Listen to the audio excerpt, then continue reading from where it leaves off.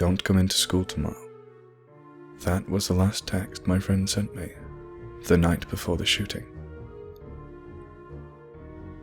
It wasn't all that surprising, to be honest. David, my friend, had a real tough time the past year and a half. Everything just sort of fell apart around him. His sister ran away from home and wound up murdered about a month later, chopped to pieces in the woods. Pretty soon after that, his mother committed suicide out of grief. Found her hanging in the bedroom, her face swollen and purple from the rope wrapped around her neck. His dad went down a dark path himself. Drugs. But the same effect all the same. What was once a hard-working man was a shell of his former self. He never left their home, and became violent and unstable in the past 6 months following up to this. Poor David didn't know how to cope. Combined with the fact that he was bullied at school all the way back to the 3rd grade, it was unending torment. And it seemed life went out of its way to get worse. I tried to be a friend to him. I tried to be his shoulder to cry on, to be the person he could talk to, come out to. But I guess in the end, it didn't matter.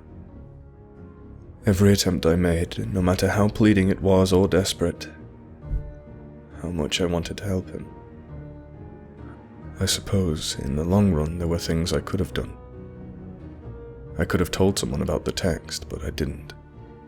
I could have told someone about the gun I found in his drawer, but I didn't.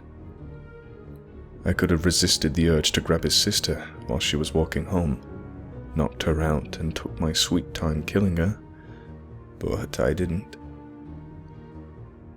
I could have resisted the urge to break into their house and strangle his mother, but I didn't.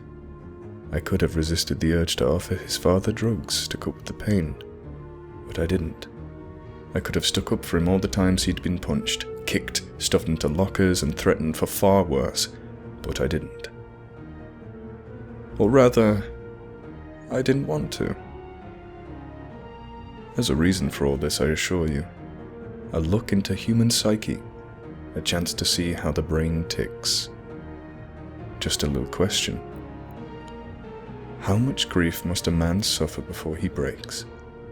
As I watched the news reports the next morning of my friend's shooting and inevitable suicide, I began to wonder.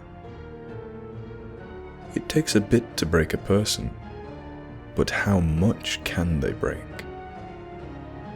I look at my phone and pull up my next best friend, Alex, new baby brother, and his dog was getting on in years. Could be any day now. Let's just find out.